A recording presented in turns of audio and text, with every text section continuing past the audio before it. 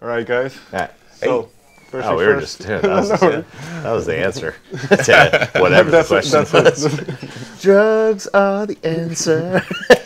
Catchy. So, before we talk about the new record coming up, I'd like to go back to the beginning a little bit. Okay. Then I'll start with you. What was the first album you ever bought?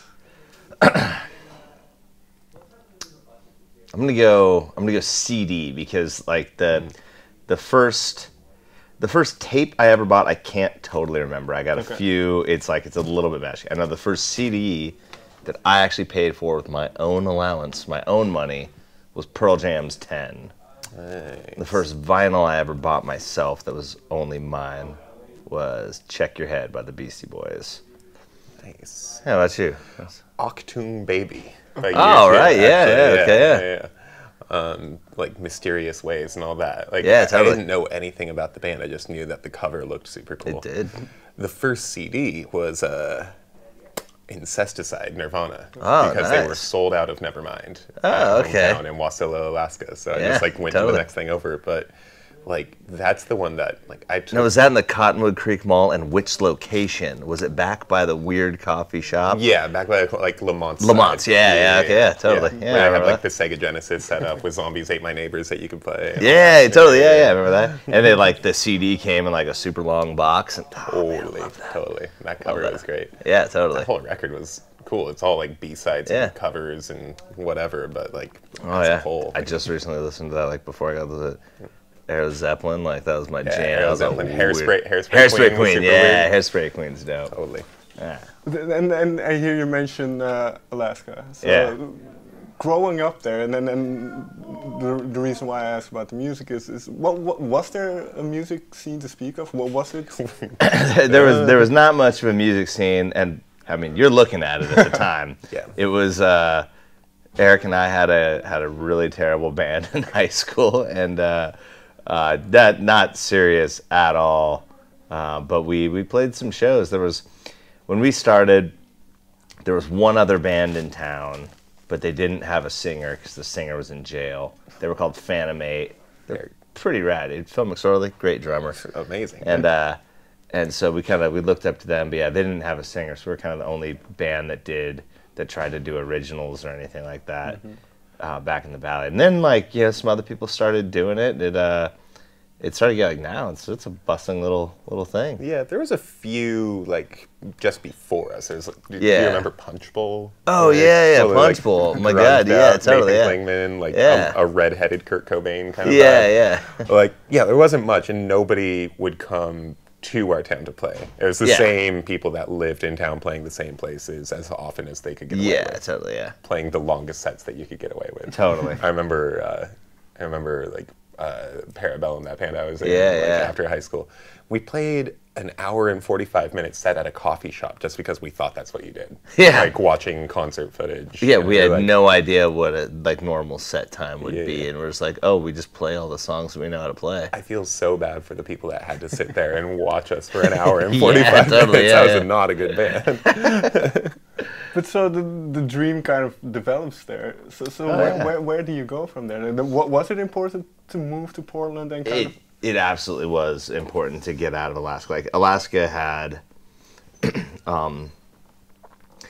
growing up in Alaska and equally leaving Alaska were both like so important for our band. Like we, obviously growing up there's just such a magical, beautiful place. And you really know yourself. You're very isolated, and you just have the space and time to kind of do what you want.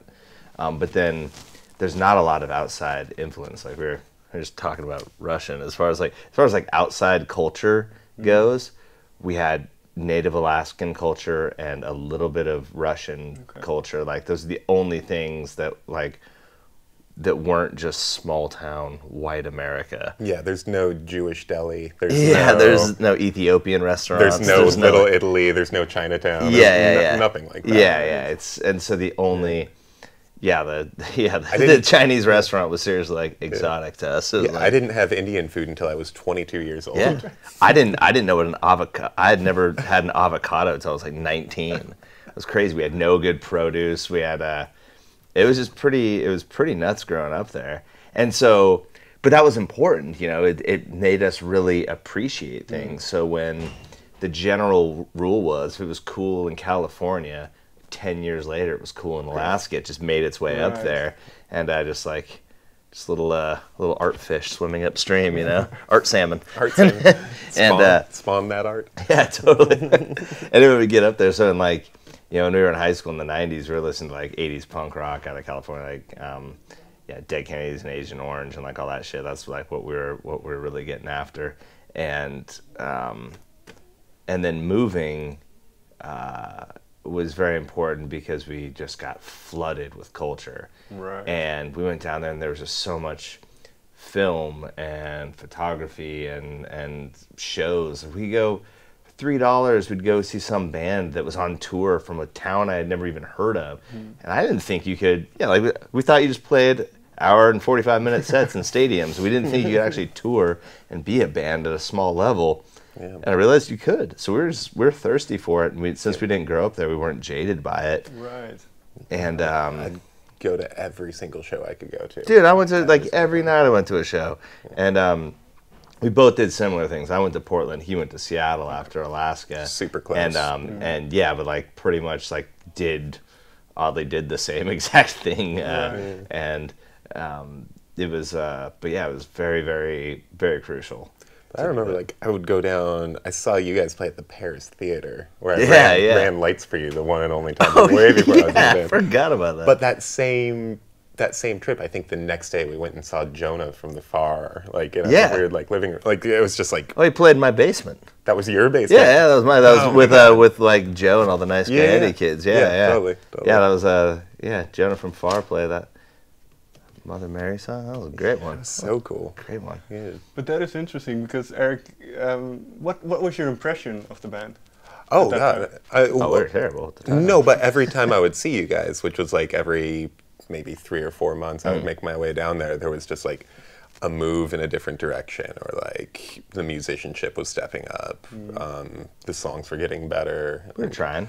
Yeah, and it was constant. Like for every time that I saw them, they would have played 30 or 40 shows in that month or two, like since then. So it was really cool to watch that kind of progression happen really quickly, honestly. Yeah. Like, good job. Thanks. Good work. Yeah. I forgot about that. I forgot about that whole thing. Yeah, I'd just drop in every now and then and be like, I remember that. But they learned their instruments. Yeah, like, what happened? So at that point then, were you already thinking, well, it would be nice to play with these guys? Oh, we've been trying to get this guy in the band since the Churchmouth tour. Pretty much, since 2007 we have been trying. He's been with us like solid for the last year or so, but he's always popped in. Like we record a lot in Seattle, and so he would come over and play some stuff, or if we ever had a show in Seattle, he would come in and like sit in on guitar, and he's good enough where it's like, hey, you just want to jam our entire set? And so he just pretty much shred over our songs. Right. And then finally, like, hey, do you actually want to learn our songs, and do you want to come on tour with us? And we've been trying forever, but this is a matter of making it happen. Like I've wanted to do it. Of course, I thought, like, wouldn't that be nice? They're on a level that doesn't touch anything else that I've ever been a part of. So I mean, I'm in Europe right now, sitting on a couch talking to you. Know, right? We're in Amsterdam. That didn't happen with any of the other projects I was playing with. But it was just a matter of like making the time to be like, yeah, this is my one thing. You know, quit the job, leave the house, all that kind of stuff. It's hard. It's weird. You do that on a smaller level. Like he already went through that because he had an old band in Seattle that got big and got signed to a major, and like they went out and did the thing. So he already had to like quit all his like do what I did, like, you know, you quit your jobs, you lose girlfriends, dogs, apartments, you know, college degrees, you lose all that, so you already do that.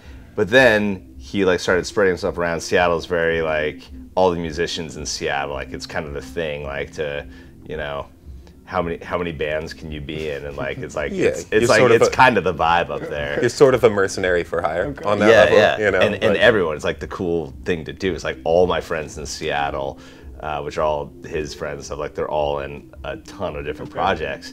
And so finally he had to be like, he had to kind of do it over again. But with the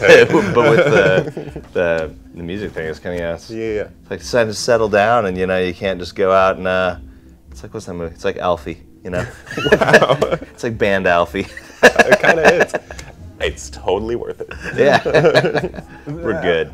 I don't know the exact timeline then, but were you involved in the creative process of the new album? Of Woodstock? Yeah. Okay. So he played on I recorded on most every song, Yeah. I think. There might have been a couple that snuck in where I was like, put a touch on it. But or if it was done and I came in, they're like, you want to record on it? I'm like, no, it sounds good. Yeah. That's the thing. Like, John's a great guitarist.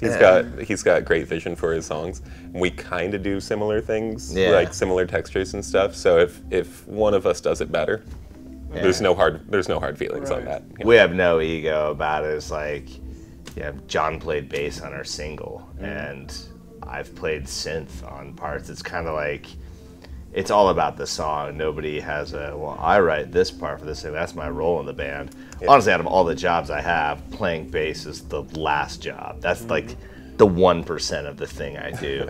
It's every other thing is like, sheriff or human resources or something. I don't know. But I work my ass off. Hardly any of it is playing bass. But yeah, we all have that thing. Nobody has egos about things. Just in the studio, who has the best idea, who's closest to whatever instrument we need right there, and we all just try to make the song. It doesn't really matter how it gets made. And is it because you mentioned that kind of the upbringing you had in Alaska? Is that part of it, not having that ego and kind of. There's also like a lot of ego that comes with being from Alaska. Because we're also the biggest state. We take a lot of pride in that. By far. Yeah, by far. And so there is. It's just kind of how we work. We just basically have a collective idea of where we want the band to go. We just want the song to be as best as it can, and the album to be as best as it can. But I do think a little bit of that comes down to like just being in your mom's basement, like learning songs and stuff. There's a constant like passing around of instruments. Yeah, jump behind the drums or play stuff. And it's like, look at this thing I learned yesterday. Yeah. We do that kind of stuff, and even if it's not in the band, if Flea stopped by our studio one time while we were tracking, and I kind of hinted to him, but he wasn't picking up on the hint. He was like, "Hey, nice song." I was like, "Yeah, you wanna?" I'm like, "You go for it, man!" Like, and we're totally cool. Like, it's like whoever's best for the job, whoever's gonna do that shit. Like, yeah, we're all about that. And we like collaborating too with friends and other people, and yeah.